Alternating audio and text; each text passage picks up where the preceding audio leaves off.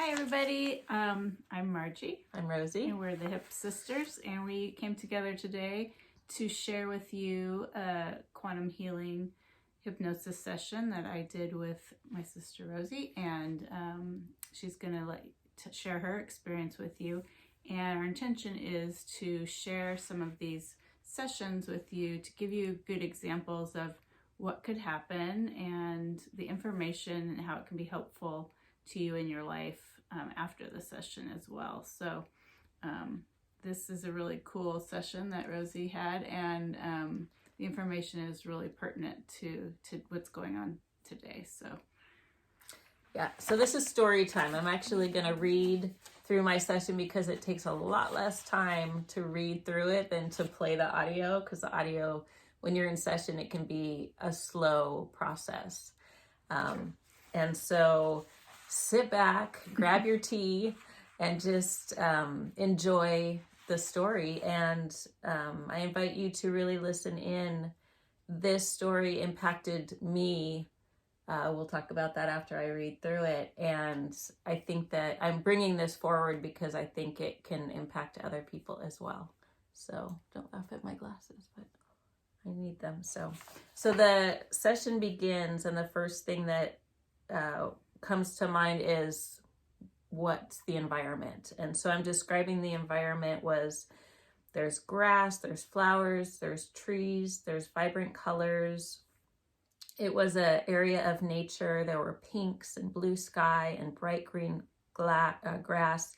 And quick note is, when we start a session, we have no idea what's going to happen, where we're going to go, what we're going to see. The client does not know what they're going to experience. And so this was setting the stage of what was coming to mind. There was a small lake with sparkly, really pretty blue water, and everything was just so colorful and vibrant. There were animals, rabbits, birds, deer. I could hear birds and I could hear the wind. I didn't smell anything. It was a very pleasant temperature outside, and I could be with the animals. They weren't afraid of me. They had this vague awareness of me, but they were not affected by my presence. I could float up above the trees and look down at everything. So I was looking out at the landscape. It wasn't clearly in focus, but I saw a lot of green and bright colors. And then I said, it's not that it isn't clear, but I just don't see it all. It's like I was in half awareness of it and then half seeing it. It was a different way of perceiving it. Like maybe I'm not fully there, but looking at it from a different dimension, tapping into it. So wherever my focus went, then that would be clear. But it was like looking through a camera almost, where wherever I focused, then it was clear. I felt like I had a form, but that it was transparent. It was the form similar to a person with a vague outline, but no distinguishing features. And it was partly my purpose to just enjoy the beauty of such a vibrantly colorful place. It was beautiful and peaceful, and I was visiting, and it was just nice and pleasant and very peaceful. So then you progressed me to an important day in that lifetime. So I said, I'm on the earth. I am caring for the earth. My palms were on the soil on the inside of the earth. So I was down in the earth and my palms were up, like I was giving it Reiki or energy healing. I was sending love to the earth. Like it was like caressing a child, just sending it love for the sake of sending the love. And I do remember you asked me, like, is the earth okay? Is there something that... Does it need more healing? Does it need healing? And it was fine. It was just being there and offering it love. That was just your purpose. That's just what you did. Mm-hmm. I was sending it good energies. And you asked a question about, have I done that before? And I said, it feels very familiar. Like I've been doing it not a long or short time. I don't think I really had a concept of time, but it felt really comfortable and familiar, like I've been doing it for a while.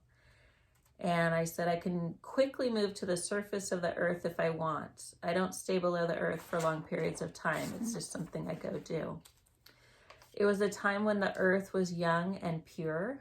It was a time of the earth's youth, when things were just really pure. And there were some people on earth, but it was a very beautiful time when the earth was healthy, vibrant, clean, clear, and very vibrant. It was interesting to care for the earth in that way, like caressing a sleeping child. It was a quiet time. The earth was just so youthful. And there were others like me. They weren't beside me, but they were doing other things similar to the work I was doing. And again, the earth was a really beautiful place. So it was just a nice thing to be doing. So there wasn't a lot going on at that time. It was super vibrant. It was beautiful. It was peaceful. There were some people there. There were others like me that were healing or just sending really nice energy to the earth. So then you progressed me forward again. And I said, I feel like I'm in the same form, but there's a lot more people in physical form. It's still a time when things are good and clean and pure and people are enjoying the earth now that it's prepared for people. So maybe that was something too that we were doing. It was being prepared for people to come. There's people who have come to experience the earth. It's kind of a novelty to be here and to experience what it's like. And I can just observe how they're experiencing earth. I see them dressed in white, the people, and it's kind of a wonderland, a way to experience being in a body in a really beautiful, vibrant place where you can feel and smell and touch. And it's kind of a new type of playground to enjoy. It's a very new experience. It's not primitive at all, but it is simple. I didn't see any structures. People were just on the land enjoying nature, but they weren't primitive people. They were very attuned to who they were. They came from a higher dimension. They came down to experience something very physical, and it's pleasant. They're enjoying just discovering how everything feels and smells.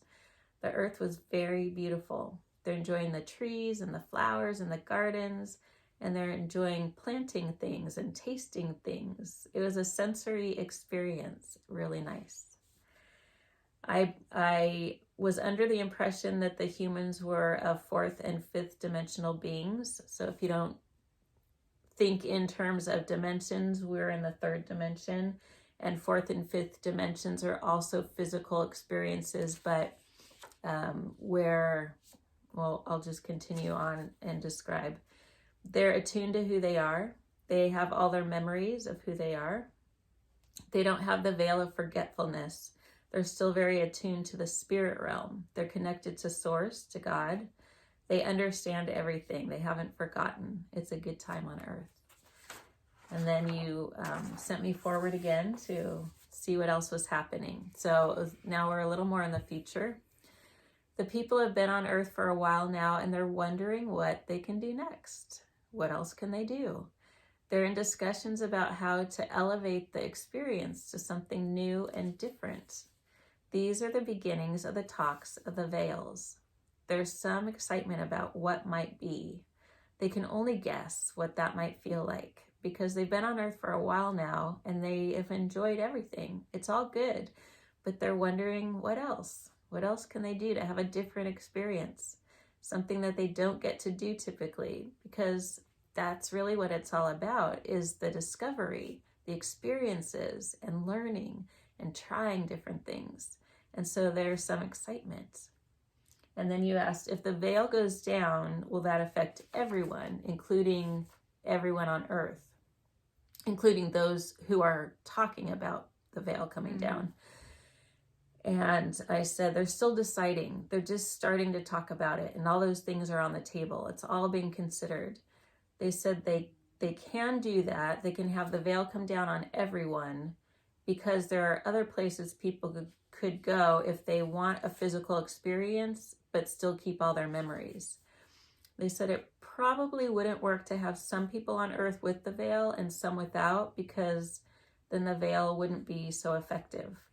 So they could use the earth to experience a veil, and if people didn't want to experience that, they could go to a different planet That's what the councils were saying. For the veil, now they're saying it would have to be all or nothing, and they're excited.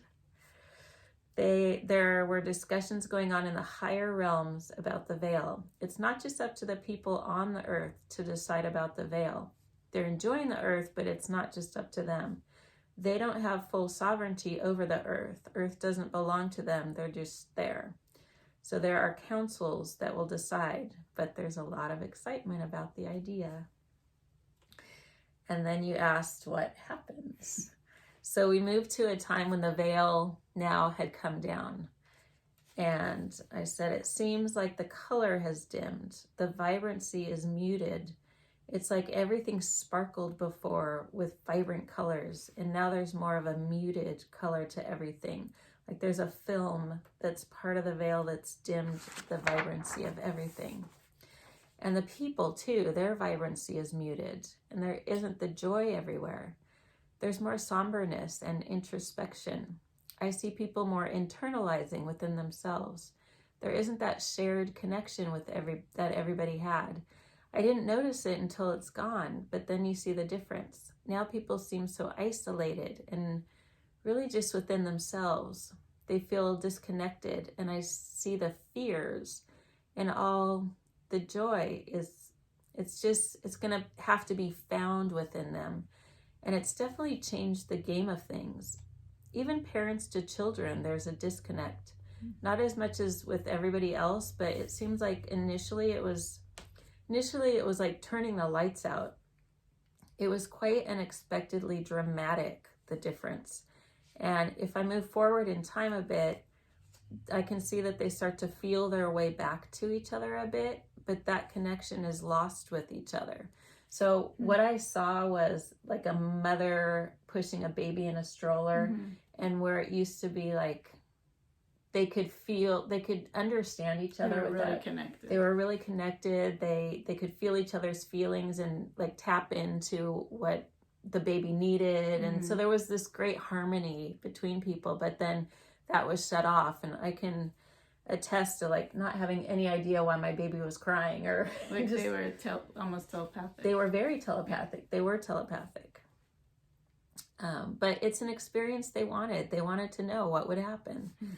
And then the ones like me, the higher vibrational ones, were not able to communicate with the humans the way we were before. We can send communication, but they're not even listening. They're not even aware of us. And so we need to be more creative with getting their attention and trying to assist them. They don't even know what their purpose is. They just kind of wander around. They seem as a whole rather aimless. I feel like there will be some leaders that step forward that try to make sense of it, like creating a game, making up a game so that people have some sense of what they're doing there, because they don't even know what they're doing there. And as time goes by, they just exist. It's sad to see them lose their joy. It really is a stark difference. And you asked, what's the effect on Earth, meaning the planet, the spirit of the planet itself. And I said, she used to feel all the energy of that vibrancy and joy. And now all the energy of the people has put a damper in the places where the people are. It's like if there's a bruise on your body. So if there are a gathering of people, it'd feel like a bruise on her body. After a while, it's going to affect more and more of her. She missed the vibrancy of the people. There was such a great joy in admiring her beauty and all that she offers in nourishment and activities and beauty. And it seems like the party is over. All that joy that used to be on her, with her, went away. I don't know if I would call it sadness, but at least the animals, she still feels their appreciation and love. But the more people that come, the more the damper that they carry affects her. And so we're trying to offset that. But she misses that vibrancy that used to be. And then you ask, so do you do anything different to help her? And I said, honestly, we're a little more focused on the people because it takes so much more effort to help them. We're also just trying to figure out what to do for them because they chose the veil and they have free will. So we're also just figuring out what the right thing to do is to care for them. How much to just leave them alone and how much to try to help them because they asked to have an experience. So we don't want to interfere, but yeah, we don't want to interfere unless we feel like they're asking for it. So when we feel like they're asking for it and we try different ways to provide that, whatever it is that they're asking for, well, it's up to them to open up enough to receive it too. They're often not doing that because they don't even know that we're there. So they stay closed up, or they just ignore, or they don't feel, or they don't see it. So it's one thing to ask, but if they're not open to receiving it, then it doesn't matter really. Kind of like what's going on right now. Exactly. Yeah, and it's been going on ever since. Right. It's all been very interesting to see the Earth's progress. It was fun to see the vibrancy of Earth, but it was also very interesting to see the change in people and the Earth, and to try to figure out how to help and what to do and how to do it. It was a new challenge.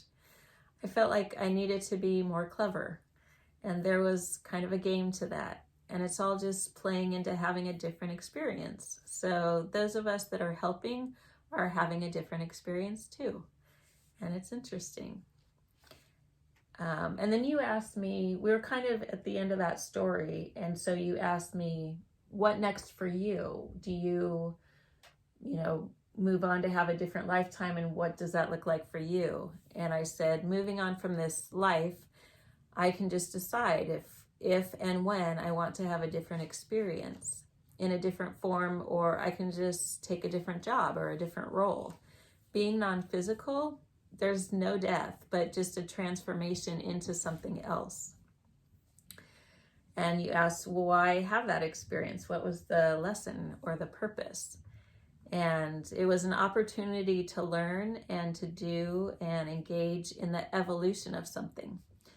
Something that was changing and growing and evolving, and it was wonderful to work with the earth and with people. And there wasn't a lot to do before the veil. There was a lot to do after the veil, and that was really interesting.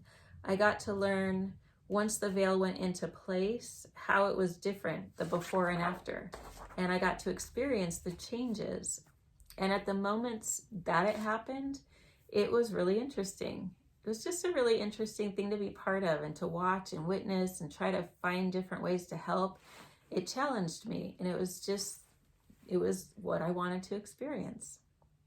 The purpose was learning about what it is to be connected to Source and to each other, and really a wonderful experience to have the veil, because there was so much that I didn't see until the veil was there, and then the connections were lost. I didn't see the connections and what that meant until it was gone. And I didn't see how that affected the earth until that veil was set. To be there at the time when the veil was there and then not there and see the difference, that was amazing.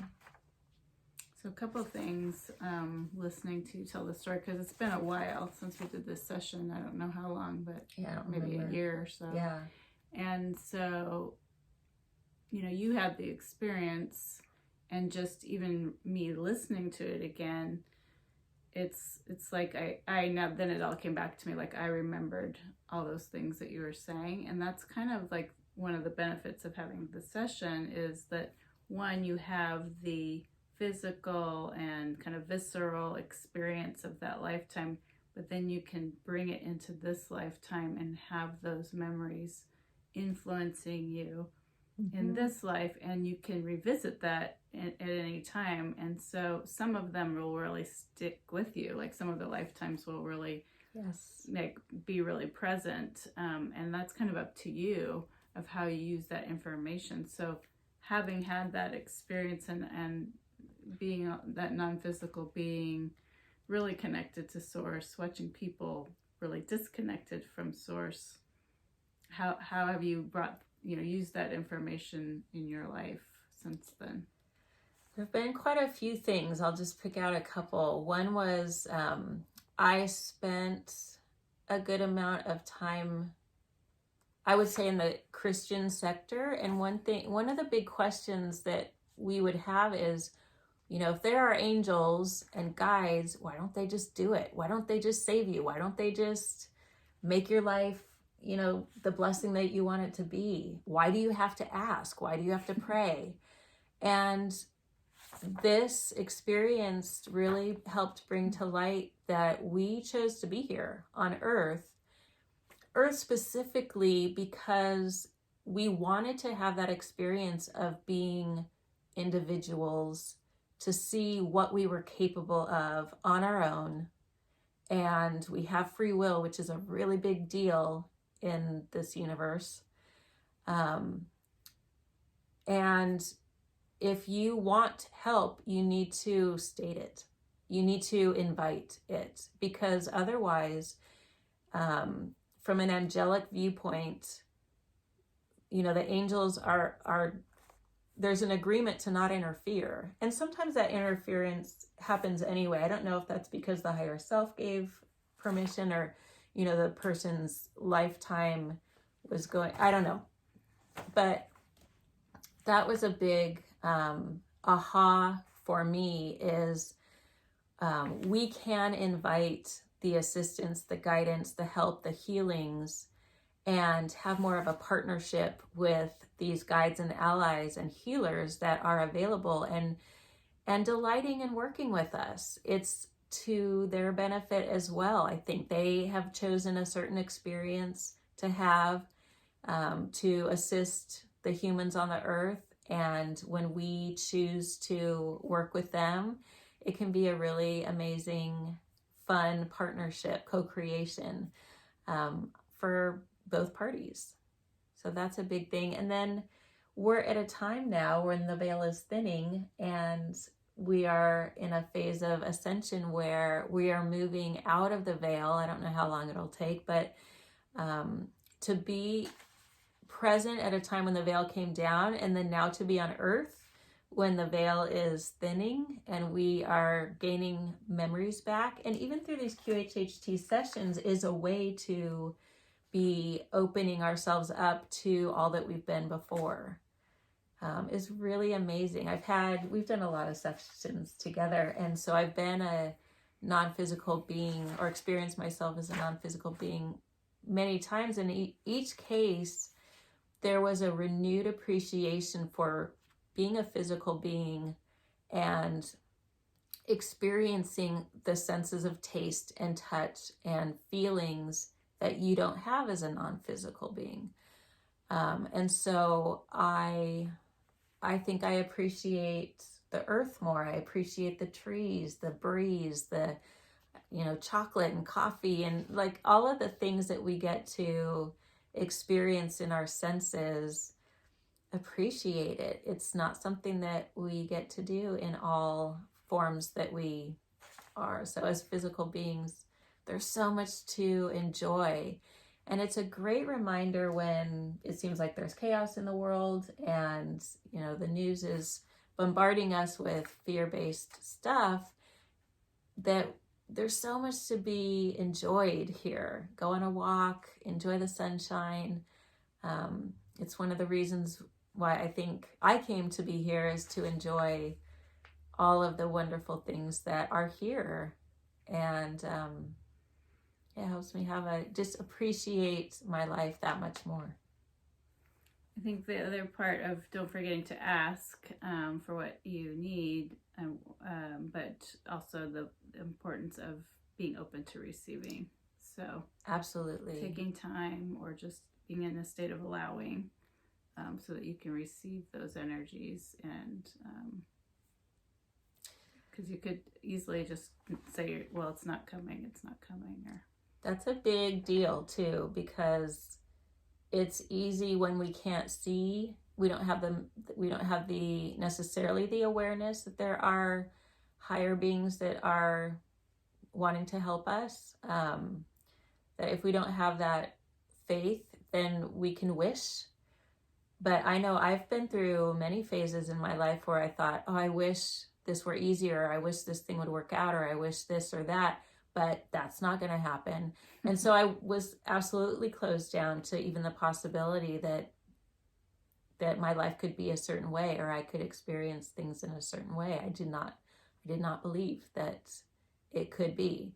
And so, being open to receive is important. Or if you're willing to even entertain the idea that something could be, that's enough of a window usually to like let in that assistance and that help and that healing.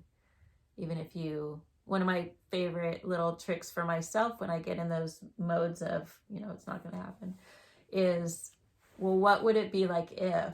And that helps me imagine. Yeah. And that's enough. That's Right. enough Yeah. to open that door. What would it be if? You're kind of getting out of your way. Exactly. Yeah. Yeah. Well, and oh shoot, I can't remember what I was going to say, but it was something about having these experiences, these quantum healing sessions. Then you've kind of, it's like you've lived that experience, and so you know what that feels like to have that reality. And so then it makes it easier for you to kind of align with that reality here, because you already know what it feels like. And so that's what I always want people to take away from their sessions, is that feeling, that you kind of can embody the feeling of what that felt like, you know, assuming it was a positive experience. And if it wasn't, it was probably for the purpose of healing something. Right. But I think that's absolutely a really big deal. I think the very first session we had together and my very first other life that I went to was one that was extremely simple. I lived like with chickens and dirt, and it was this little community, and we didn't have money because that's not how we did things. We grew our food, and it was such a different, dramatically different feeling about money and work and stuff, that I felt like I was walking around in a daze for a couple of days, just thinking, oh my gosh, that is wildly different than what I was trained up to believe and think. And that you needed to be happy, right? That I needed, and it transformed my thoughts and feelings about money. And I was just sharing with you today how, like, I paid off all my credit cards and paid off my car, and things that I didn't really think were possible, but I was tapped into that feeling of ease and, you know, just everything being kind of easy and clean and pure and simple. And I kept that alive, and I'm now living that in this lifetime. And I was not awake to what that was, or that it was even a thing, because how do you really describe a feeling to somebody who's never felt it? Or hasn't lived it, right? Or hasn't lived it. And so I've kept that alive and have moved into it in this lifetime, which is, how else could that have happened? It's amazing. Yeah. So anyway, our hope with these videos is to share some of our sessions, and we hope you find them interesting and helpful, and we look forward to sharing more with you. Thank you.